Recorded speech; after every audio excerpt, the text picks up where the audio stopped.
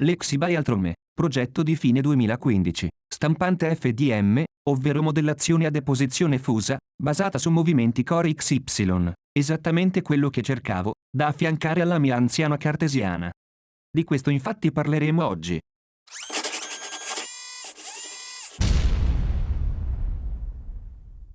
Scrissi all'ideatore del progetto, nel lontano febbraio 2016, circa alcuni miei dubbi sulla stampante. Ricevendo da subito celere risposta da Altrome, decisi di intraprendere questo esatto progetto. Progetto che reputai fin da subito ben pensato e realizzato, e che poteva essere esattamente quel che cercavo, quantomeno una solida partenza con cui partire. Nella homepage vi è presente una esaustiva descrizione, comprensivo degli ultimi upgrade 2016, nonché la lista completa e dettagliata di tutti i componenti necessari per completare questa stampante, dalla meccanica all'elettronica, comprensiva di un eventuale modulo laser extra, non di mio interesse. Scaldato dunque piatto di stampa ed estrusore, deciso il colore per la nuova stampante, 2,5 kg di PLA nero e 750 grammi di PLA verde traslucido, download STL, riempimento al 100%, e via, questi i risultati. 77 grammi per i 4 supporti gambe, 91 grammi per l'asse Z, nascosta, per un totale di poco più di mezzo chilo di PLA verde, 23 grammi per le parti in ABS, ed altri 226 grammi per le restanti parti PLA nere, che sommate ad ABS ed alle verdi, totalizziamo esattamente 800 grammi di stampe, riempimento massimo da me scelto per una durata il più longeva possibile. A dire il vero alcune parti ancora mancano, essendo state modificate rispetto al progetto originale, piano di stampa e blocco asse Z per esempio. Altre modifiche ed implementazione le vedremo invece nel corso di questo episodio e del successivo. 1 chilogrammo di filamento è comunque sufficiente per replicare tutte le parti con riempimento massimo. Bene, iniziamo con qualche dettaglio ed informazione in più. Nere saranno le parti statiche, mentre di colore verde saranno le parti in movimento salvo qualche eccezione per motivi estetici di mio gusto. Qui troviamo le due stampe relative all'asse Z, dove troveranno alloggio le due barre lisce asse Z assieme alla barra trapezoidale in movimento. 4 saranno le stampe che chiuderanno ed ospiteranno le 4 gambe in gomma. Gambe provenienti direttamente dal sito misumi.com, come il resto della struttura che vedremo a breve.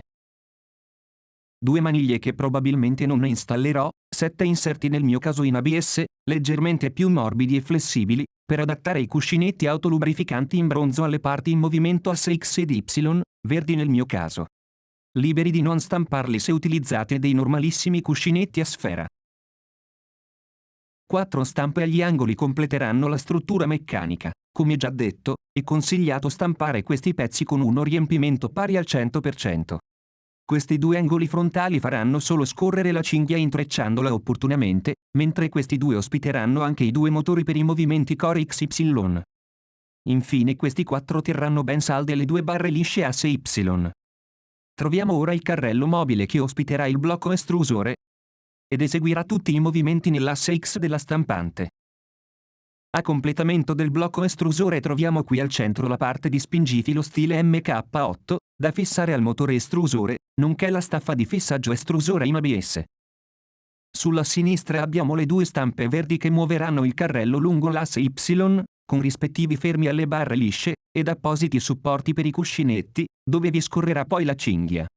Ultima stampa su questo tavolo è il supporto al piano di stampa qui al centro, inizialmente disegnata per ospitare 2 barre 20x40, rivisitata in un secondo momento, per motivi di peso totali del piano, ad una sola barra di alluminio estruso 20x40. A breve la vedremo meglio.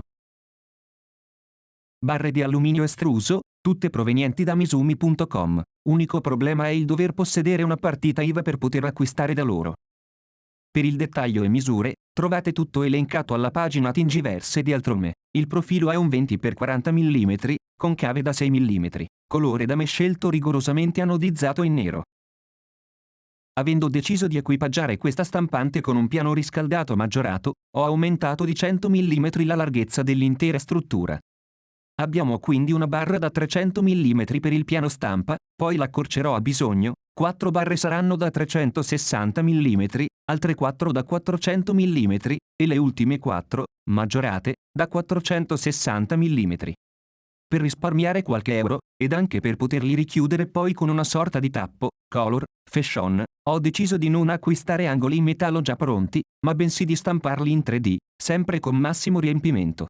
Il risultato poi, con la cover da me disegnata sarà questo, un tocco color, per rimanere nello stile black and green di partenza. Alcuni tinut saranno necessari, questi sono da inserire durante l'assemblaggio delle barre, quindi è vietato sbagliare, o pagherete caro l'errore. Alcune viti M5, non troppo lunghe, e non troppo corte. Un mix di viti M3 per l'assemblaggio delle parti stampate, qualche rondella in plastica per viti M5, terminando con delle apposite coperture per barre di alluminio estruse, contenute in questi lunghi tubi da 150 mm. Per un'eccellente rifinitura finale della stampante, a mio avviso denaro ben speso. Molto più precisi ed esteticamente migliori delle cinesate che si trovano in rete. Facili da installare, e con uno stile flat. Ottimi per nascondere e far passare al suo interno tutti i vari cavi e cavetti elettrici.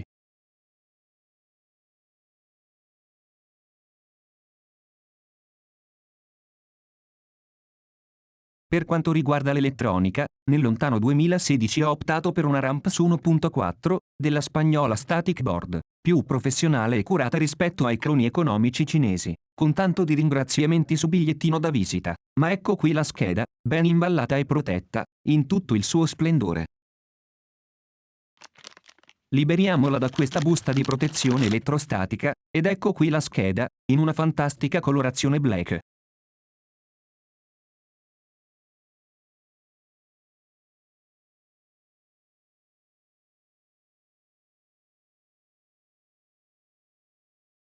Altro materiale vario, trovate la lista completa direttamente alla pagina Thingiverse. Velocemente qui troviamo estrusore 3D V6 Full Metal, edizione da 3 mm, assieme ad apposita stampa 3D in ABS per fissarlo da me realizzata, Ramps 1.4 più Arduino Mega rigorosamente originale, 4 motori NEMA 17, altre viti M5 più corti rispetto alle precedenti, cuscinetti a sfere per l'asse Z, molle di vario tipo, diametro, compressione 4 driver di RV8825, essendo i motori con un alto amperaggio, i semplici ed economici a 4988 non erano sufficienti, ingranaggio dentato per filamento da 3 mm, ventoline 12 volt varie, rondelle M3 in plastica nere, accoppiatori per il motore asse Z e barra trapezio, 5 metri di cinghia e 2 pulegge GT2 da 20 denti, cuscinetti a sfere vari, fine corsa meccanici, cuscinetti per barre M8 autolubrificanti in ottone, cavetteria varia per motori, fine corsa eccetera eccetera, barra trapezoidale. E non poteva che mancare, ciliegina sulla torta, piatto di stampa 300 x 200 mm, 140 W inoltre sono supportati da qualsiasi scheda elettronica, senza dover ricorrere ad un apposito MOSFET aggiuntivo esterno, alimentabile sia con 12 che con 24 volt. Magnifico, finalmente un upgrade serio alla mia collezione di stampanti 3D. Sonda di temperatura 100K, posizionabile al centro del piatto stampa, da fissare con apposito nastro Kapton resistente alle alte temperature. Display, all'avanguardia a suo tempo nel lontano 2016, quest'oggi superato dai più prestanti e graziosi touchscreen a colori. Display grafico LCD 12864. Al suo interno troviamo il display appunto, comprensivo di slot per schede SD, adattatore per Ramps 1.4 e 2 cavi flat per il suo collegamento, altra stampa eseguita in un secondo momento, per ospitare perfettamente questo tipo di display, perfetta per barre in alluminio estruso 20 x 40 mm.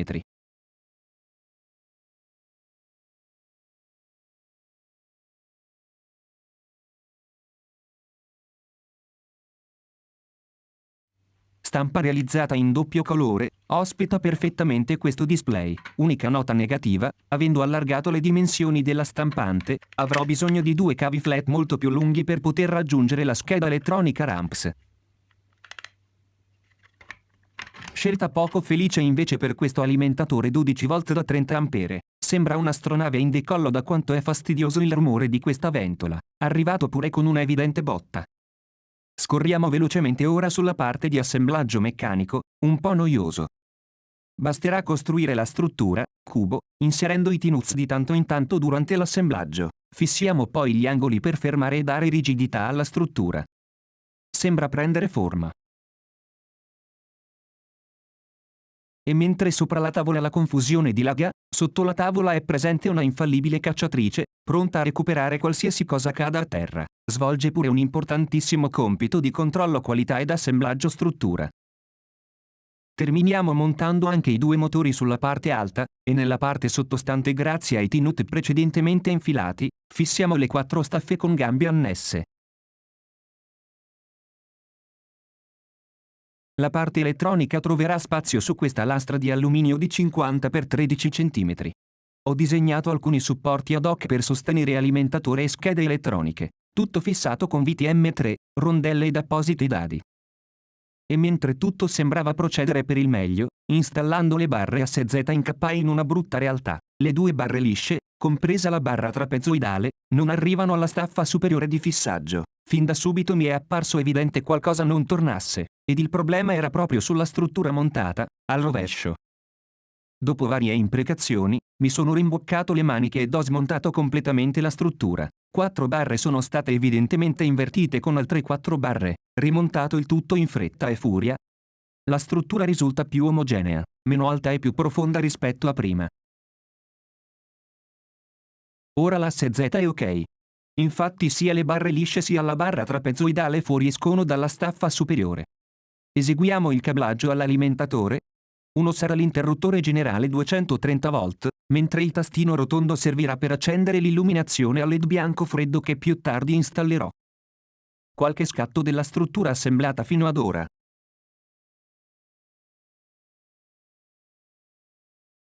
Aspettiamo a fissare le barre ASZ, perché dovremmo prima inserirvi la struttura del piano precedentemente assemblata. La struttura del piano provvisoria sarà questa: non appena avrò l'area di stampa 300x200, disegnerò e realizzerò un nuovo piano di stampa con braccetti stampato in un unico blocco tutuno, rimpiazzando così queste 4 braccia singole, di fortuna e poco stabili. Fissiamo i cuscinetti a sfere mediante dei bulloni M3. E fissiamo anche la testa in bronzo della barra trapezoidale. Ho stampato un tappo speciale per chiudere la barra di alluminio del piatto stampa, con al suo interno un dado, in modo da poter installarvi in un secondo momento una futura camera per splendidi timelapse. 4 pomelli con all'interno 4 dadi M3, permetteranno la regolazione del livellamento piatto stampa. Il piatto di stampa sarà adagiato su una lastra di alluminio spessa 3 mm, isolata nel mezzo con del sughero spesso 6 mm che ci aiuterà a non disperdere inutilmente calore, e questi sono gli accessori per fissare il tutto ai 4 braccetti visti poc'anzi. Per evitare deformazioni al piano riscaldante durante l'assemblaggio, userò delle torrette M3 alte 6 mm. Per il momento userò dei normali cavi elettrici del diametro di 2,5 mm quadri, e li stagnerò con la configurazione 12 volt. Infiliamo la sonda termica al centro e fermiamo il tutto con del nastro Kapton. Et voilà, questo è il risultato finale. Per ora dovrebbe andar bene così.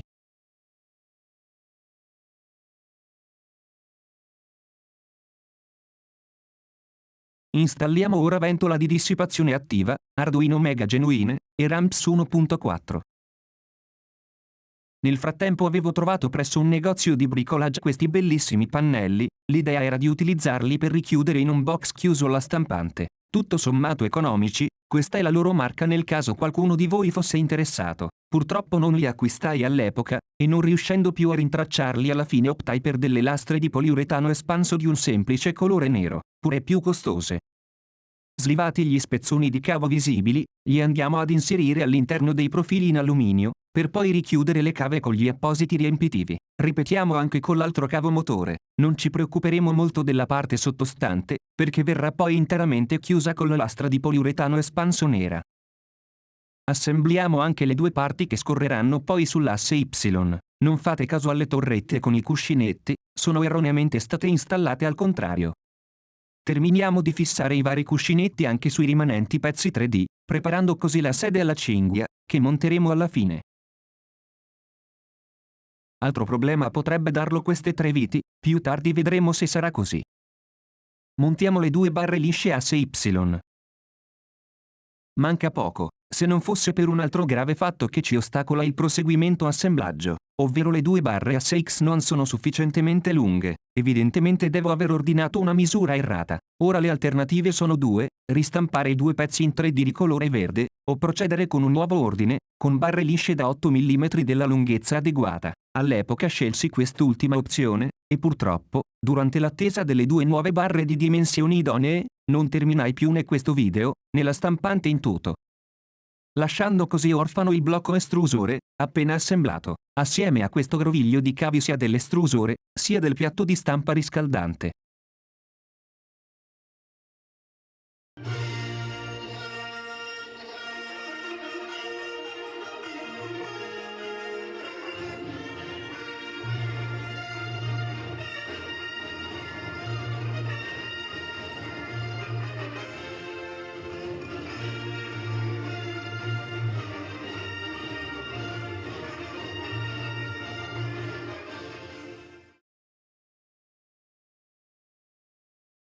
Rimanete connessi ed iscrivetevi al canale. Pigiate anche la campanella per non perdervi il prossimo episodio. Molti upgrade verranno svelati. Stay tuned.